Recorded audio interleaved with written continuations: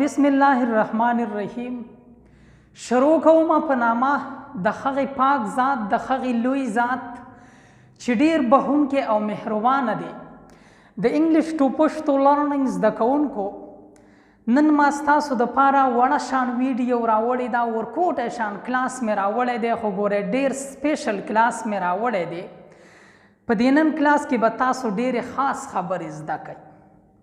زمونږ په ذهن کې که چېرته یار دوست ته مونږ وایو که نه چې ته ماته یادېږي، نو په انګلیش کې زمونږ په ذهن کې دا یوه جمله ده چې آی مس یو. د دې مطلب دی که نه چې ته ماته یادېږي. آی مس یو، ته ماته یادېږي.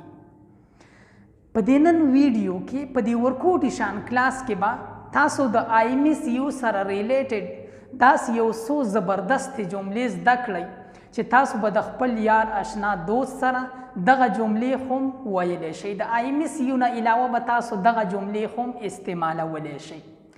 ګورئ، یو تاسو داسې ویلی شئ: I think about you all the time. I think about you all the time. یعنی زه ستا په باره کې هر وخت سوچ کوم. که تاسو د آی مس یو په ځای باندې دا جمله ووایئ، څومره مزیداره زبردسته جمله ده که نه، چې I think about you all the time. I think about you all the time. زه ستا په باره کې هر وخت سوچ کوم. او بیا د دې نه علاوه ورته داسې هم ویلی شئ: I am incomplete without you. I am incomplete without you. یعنی زه ستا نه بغیر نیمګړی یم. ته چې نه یې، زه ستا نه بغیر نیمګړی یم.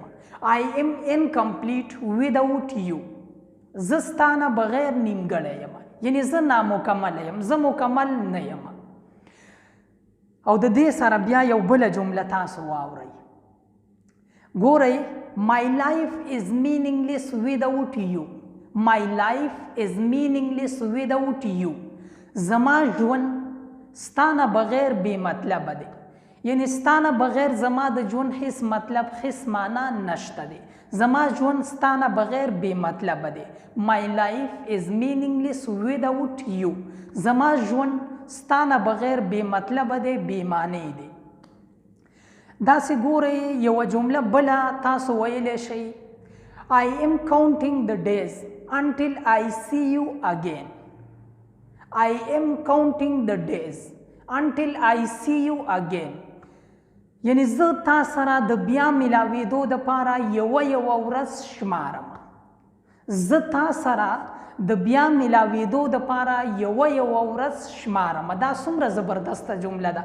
تاسو یې د آی مس یو په ځای باندې ویلی شئ: I am counting the days until I see you again.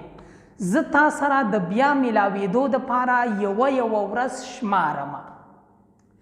همدا یو څو جملې وي چې ستاسو دپاره ما راوړلي په دې وړه شان ویډیو کې. زه امید کوم چې د دې جملو نه به